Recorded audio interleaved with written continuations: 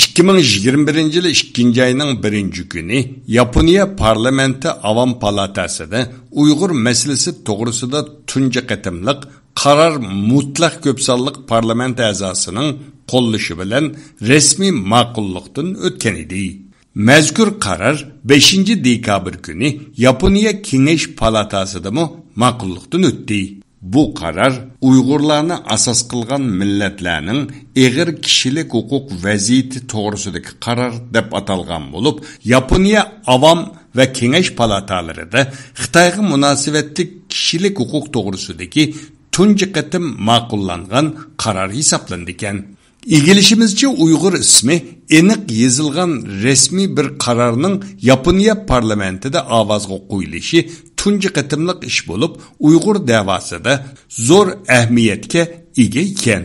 Yaponiya Uygur Cemiyeti'nin baş katibi Ahmetcan Litpepandi 5. dekabr günü Yaponiya Kengesh Palatası'da qabul qilingan Uygurlar to'g'risidagi qaror to'g'risida mundaq dedi. Bugün Yaponiyaniki Kengesh Palatası'da Uygur meselesi to'g'risidagi yana bir qaror ma'qullikdan o'tdi. Bu qaror bu yil 2. ayda 2. ayının 1. günü Yaponiya Avam Palatası'da tarixda tunji qatim Uygur ismi tushgan bir qaror ma'qullikdan o'tgan. Shuning ulapla Kengash palatadımı o'xshash bir qarorni onundan kuchliroq ravishda chiqarish uchun bizmo shuning peydi bo'lgan parlament a'zolarimi shu yo'lni mengayotgan. O'ylamagan yerdan bu Ukraina urush portlab bu qaror besilib qolgandi-da. Shuningdan keyin 2. aydan tortib mana hozir 12. oygacha 10 oy har xil talash tortishlarga sabab bo'ldi. Oxiri bu qaror bugun ma'qullikdan o'tib rasmiy tasdiqlandi. Ahmetcan Litpepandi mazkur qarorning ahamiyati to'g'risida ma'lumot berdi. U mundaq dedi: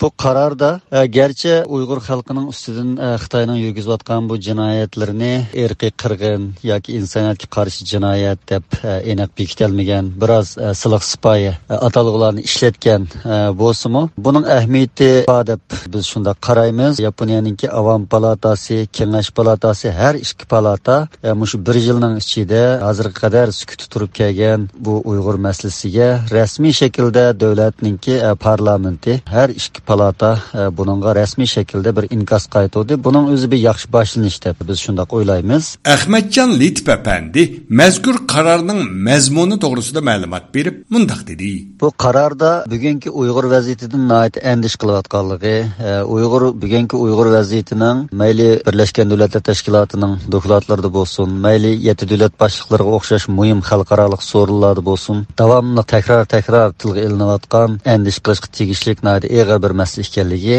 ta'kidlangan. Buningdan qo'shib Yapon hukumatiga qarata bu Uyg'ur vaziyati to'g'risida Yaponiya hukumati zodi nima ishlar bo'layotdi Uyg'urlarning ustida deganni tafsili tekshirib aniqlashini talab qilgan. Ham buning qarata muvofiq buni to'sish, oldini olish va munosabatli qutqizish tadbirlarini tuzib chiqishni bu qaror hukumatdan buni talab qilgan. Yaponiyada ziyoratda bo'layotgan Dünya Uyg'ur qurultayi raisi Dolqin Eysa Efendi 5.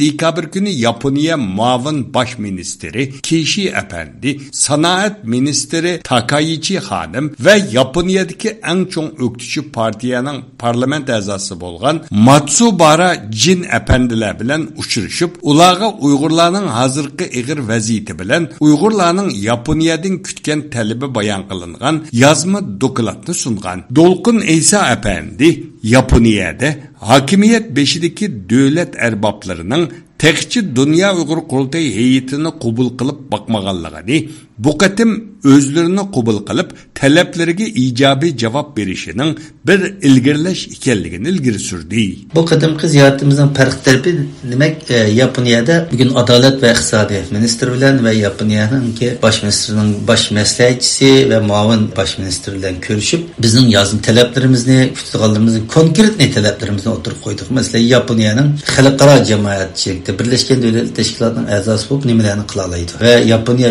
rayonlik bir kuch bo'lish bilan nima ishlarni qila oladi va bugun Yaponiya yüzde davlat ichida qanday qonunlar chiqarib, qanday amaliy harakatlarni qiladi deydigan masalalarni o'tirib qo'ydik. Bu qadimki ko'rishimizda parlament a'zolari va kimki iqtidordagi partiyaning ministrlari bo'lsin, bizning nimalarimiz tingishdi, fikrlarimizning bir qismlariga vaqtida javob berdi, ijobiy javob berdi, bir qismlarini o'ylashib qilganligini qildi. Yani bunun farkı burungi qaragan vaqtimizda hukumat tarafki bir ministerning ve muavin baş ministerning meselelerge uçuk bir inkasını, samimiylik bergen javobini hozir qila oladiganini qila olamiz, qilolmaydiganini o'ylashib qilimiz şekilde bir javobini anlagan bo'ldik. Bu endi Yaponiyada mayli parlament olsun, hukumat olsun Uyghur meselesi haqida bir ilgirlashning, bir bo'sh xarakterlik ilgirlashning bo'layotganligining bisharati bo'ldi. Onun uchun mu bizning bu ziyoratni 2 oydan keyin qilishimizning muhim ahamiyati mushu. 12 ayning 5 kuni Xitoy Tashqi ishlar ministrligi derhal bayonot berib, Yaponiya parlamentidagi bu qarorni ma'qullashni Xitoyning ichki ishlariga qo'pollik bilan aralashganlikdir degan. Bu programmani Turkiyaning poytaxti Anqaradan Erkin Tarim tayyorladi.